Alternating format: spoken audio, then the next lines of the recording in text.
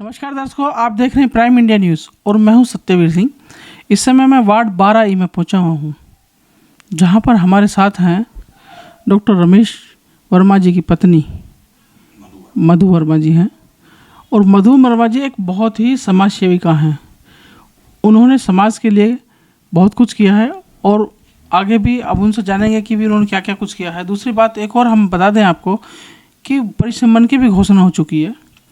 अप्रैल में चुनाव होने जा रहे हैं, तो क्या विशेष ये लेके अब क्षेत्र की जनता में जाएंगे, इनसे जान लेते हैं। तो वो मधु वर्मा जी, आपका हमारे इस प्राइम इंडिया न्यूज़ चैनल में बहुत बहुत स्वागत है। नमस्कार जी। अभी जैसे दिल्ली में परिसंबंध की घोषणा हो चुकी है और चुनाव होने जा रहा है, आपने समाज की इस समय बहुत काफ़ी सेवा करी है। यहाँ के क्या क्या हमारे दर्शक ये जानना चाहेंगे कि आपने किस किस क्षेत्र में क्या क्या सेवा करी। मैं जैसे कि सुबह पार्क भी निकलती हूँ, तो ऐसा एक दो बार ऐसा हो गया है कि एक महिला लेटी हुई थी वहाँ, शायद वो रात भर वहीं रही, किसी ने उसको मार कूट के भगा दिया या कहीं बीच में छोड़ दिया उठाकर।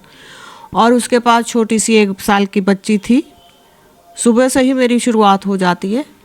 तो अब वो बच्ची भूखी थी, नंगे पैर थी वो महिला भी, और बच्ची के पास ओढ़ने के लिए कोई कपड़ा नहीं था, सिर्फ एक ही वस्त्र उसने पहना हुआ था। बच्ची ने 1 साल की छोटी सी बच्ची थी।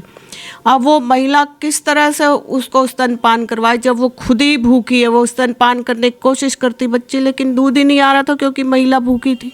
तो वो दे कैसे सकती है, उसका पेट कैसे भर सकती है, खुद ही भूखी थी महिला, किसी ने मार कूट के भी भगाया हुआ था उसको।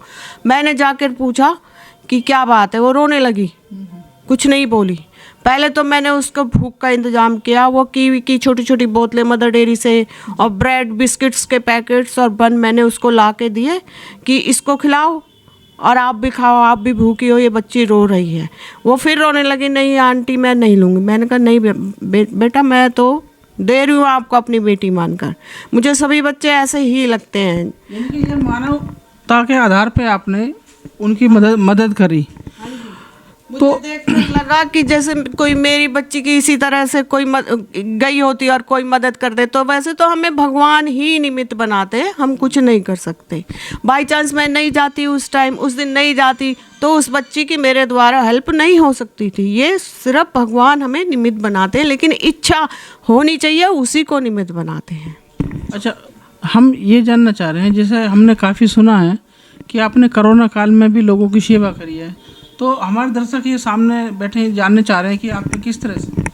जैसे कि कोरोना काल में कई सीनियर सिटीजन्स हैं, वो अकेले रहते हैं, उनको कोई देखने वाला नहीं है। मैं फ़ोन कर करके पूछती थी उनसे, जैसे कि दवाई चाहिए उनको, किसी तरह रेगुलर दवाई चलती है उनकी बीपी शुगर की, नहीं ले रहे, नहीं जा पाते, तो फ़ोन किया है केमिस्ट को कि ही मेरे को ये सारे केमिस्ट जानते हैं, उनको फ़ोन किया अभी इस एड्रेस पे ये दवाई भेज दो। फिर इनको हमने पेमेंट भी किया है, क्योंकि वो बैंक नहीं जा रहे थे और उनको पेमेंट इस तरह से फ़ोन से ज़्यादा एक्सपर्ट नहीं है, पेंशनर्स हैं, उनको करना नहीं आता। तो फिर मैंने अपने पास से पेमेंट भी की है, इस तरह से मदद किया उनकी। अच्छा, अब एक ये है कि जिस तरह से अभी जो है ये आ रहा है चुनाव, तो आप क्षेत्र में किन किन मुद्दों को लेके उतरेंगे।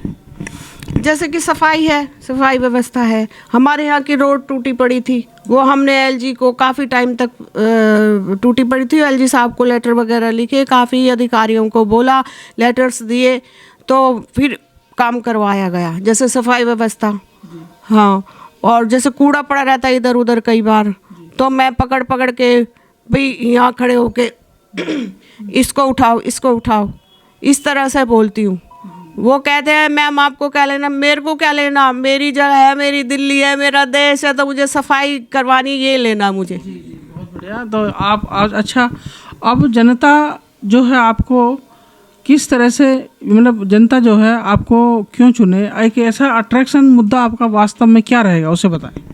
मुझे महिलाओं की सुरक्षा, और जैसे ट्रैफिक जाम की समस्या यहाँ बहुत रहती है। हम भी पहले भी यहाँ बहुत जाम लगा रहता था, लेकिन हमने ये सब अधिकारियों से लेटर लिखे के लिए और गए मिले, मेरे हस्बैंड के साथ हमने सब एमपीज़ वगैरह की भी मीटिंग करी, और ये सहयोग के यहाँ पुल है ये हमने बनवाया था।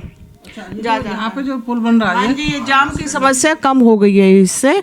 और ये मेट्रो दूसरे रास्ते से जा रही थी और फिर इधर से हमने जैसे तैसे करवाया, क्योंकि यहाँ क्षेत्रवासियों को बहुत इसका सुख मिला है। देखिए, और अच्छा अब ये है जैसे कि आज महिला दिवस है, तो मधु वर्मा जी हम चाहते हैं कि आप देश की महिलाओं को कोई संदेश दें। देश की महिला को प्यारा संदेश तो मेरा यही है कि अगर महिलाओं की मदद करेंगी तो उन्हें और सशक्त बनाया जाएगा। जैसे कि मैं एक बार मंदिर गई रात को 10 बजे, वहाँ एक छोटी सी बच्ची थी 18-19 साल की, उसका रेलवे में वैकेंसी निकली थी, एससी थी, मथुरा के गांव से आए थे। एक भाई था उसका 14 साल का, वो कहने लगे कि भाई हमारे पास पैसे भी नहीं है आंटी, और कोई जगह बना दो जो रात रात को हम सो सके, 5 बजे चले जाएंगे। ऋषभ पब्लिक स्कूल में उनका एग्ज़ाम था, गवर्नमेंट रेलवे में वैकेंसी निकली थी। तो मैंने कहा चलो, फिर मैं देखती रही कि उनको पीजी का पता नहीं कुछ नहीं। फिर एक यहाँ एक पीजी छोटा सा है, उनको मैंने पैसे दिए, फिर उस बच्ची को वहाँ रखा।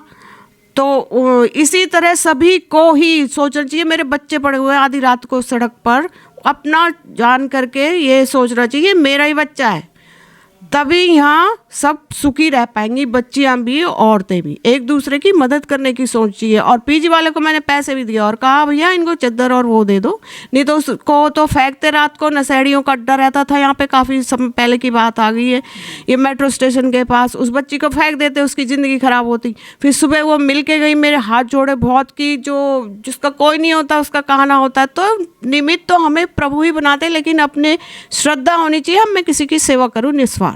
दर्शकों देखो, आपने मधु वर्मा जी ने हमारे सभी सवालों को बेबाकी से जवाब दिया। और आने वाले जो समय है, ये 12 वार्ड ई से प्रत्याशी भी बनने जा रही हैं, तो इसके लिए हमारी तरफ से प्राइम इंडिया न्यूज़ से आपको बहुत बहुत शुभकामनाएं हैं। और अगले एपिसोड में फिर हम आपसे मिलेंगे, तब तक के लिए विदाई लेते हैं, नमस्कार।